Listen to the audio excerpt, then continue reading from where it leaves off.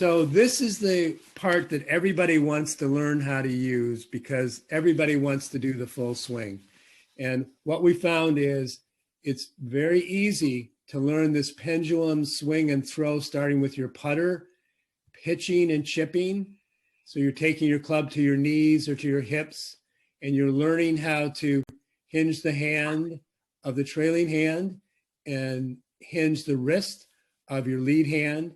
And so it's very easy, and you're developing a particular rhythm and tempo to do that. But now we're going to take you into the full swing.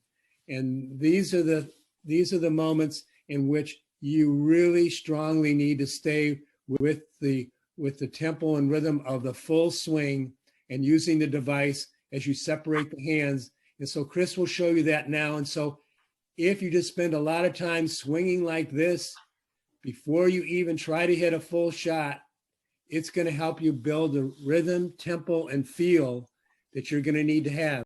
And you'll notice, very importantly, that as Chris is taking this back and coming down, his arms, his shoulders, his hips, everything is going in sync with one another. He's not having to think about it, because if you stay in your pendulum swing, you'll maintain this kind of simultaneous movements of all these body parts without having to fire them or think about them independently. But also notice as Chris is swinging, when he gets to the top, he's letting those hands fall down, letting gravity. He's just dropping those hands down, but you're learning how to toss or throw your hands right at the target. That's a real critical piece of this swing. Now we're going to cover a few of the faults that happen, what people have experienced. So the biggest one that we find is as soon as people, they get faster. They just want to swing much harder. And as soon as they start doing that, they usually lose their posture. They can come over the top. They can drop their shoulders too much, go underneath, whatever it is, but they kind of lose the whole concept of the simple pendulum swing and throw when they move to their full swing.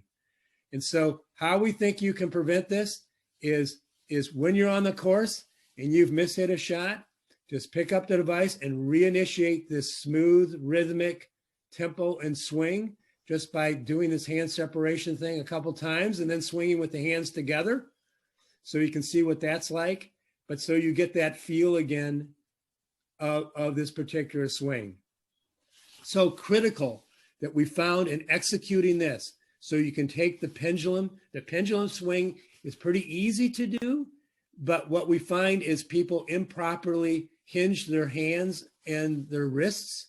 And so we want you to try this particular drill, which is using your trailing hand, is just practice hinging that hand, taking the club back, and then hitting the target square.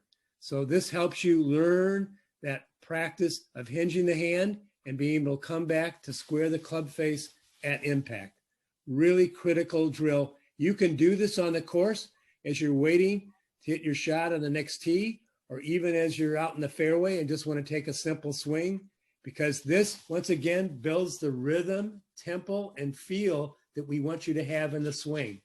And you will notice that this swing is the same. If Chris picked up his 9-iron, if he picked up his 5-iron, if he picked up his 5-wood or his driver, this swing never changes. That's the beauty of the concept. You don't have to have a different swing for every club you're using or every shot you're going to hit.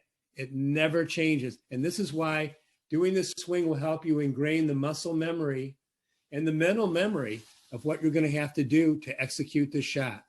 The other thing we want you to notice that the device will help you when you separate it, the hand separation drill, is you can see that when he goes to the top of the swing and he starts to release his hands down, his trailing shoulder and his hips start to move back toward the ball as well. So everything moves simultaneously back toward the ball. This will prevent you from coming over the top with that shoulder, which is often a problem for golfers, or moving the hips too quickly, or moving the club ahead of your shoulders and your hands. Everything needs to be in sync, everything going back and coming through. So in review, your trailing hand pulls the club back, hinges itself right from the start, and you just keep turning back or winding up, as it might be, to throw a ball, and then just throw the ball device down toward the target.